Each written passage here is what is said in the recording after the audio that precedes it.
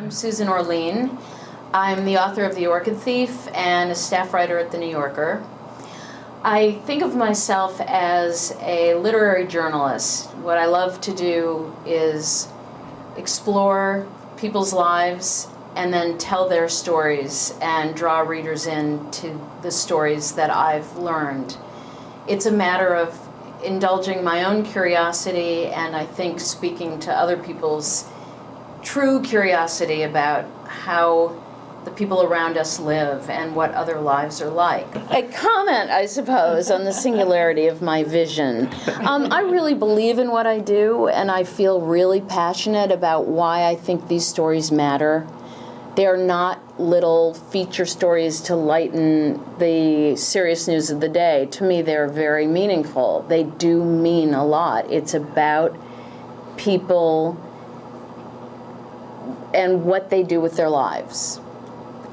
To me, there's no subject that's more important. And while it can be something that superficially looks very light or almost just a diversion, the deeper, more philosophical story is, who are we?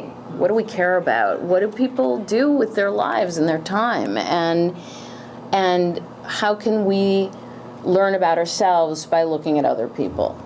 So to me, there's a much deeper level at which I'm kind of operating, and I hope that it's conveyed, though, in a subtle way. Mm-hmm. Yeah. And that's the other thing that I enjoy, because really what this is about is storytelling, hearing other people's stories, and then doing storytelling to my readers. Mm-hmm. So there's I think something deceptively easy about these stories, that you're kind of talking about interesting things you've experienced.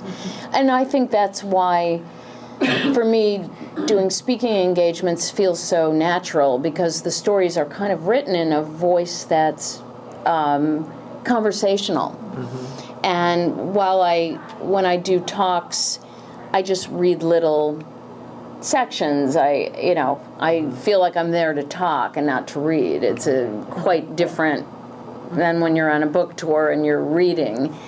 But what I generally do is sort of illustrate my stories with short sections. There are two versions of that. One is the person who's totally impossible and difficult and obnoxious, and frankly, those people make great stories. It's not always that much fun to spend time with them, but they are often very interesting to write about. And then there are people who either are completely difficult to connect with or refuse to participate in a way, or a story that starts feeling like it's just not dynamic, it's just not going to happen. Usually I feel that early on, so I bail out before I've gotten very invested. Once I've gotten pretty invested in a piece, there's almost always a story there, though it may not be the story you went in thinking you were going to write. So being open to the story changing is really important.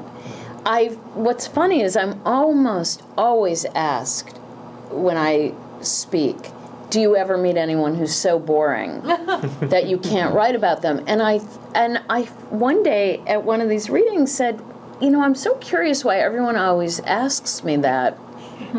I finally decided it's because secretly they worry, would she find me too boring to write about? It's funny that it's actually a very personal question, because you think, I don't know, my life, I don't collect taxidermy, I don't steal orchids. I mean, maybe I'm just the one boring person in the world.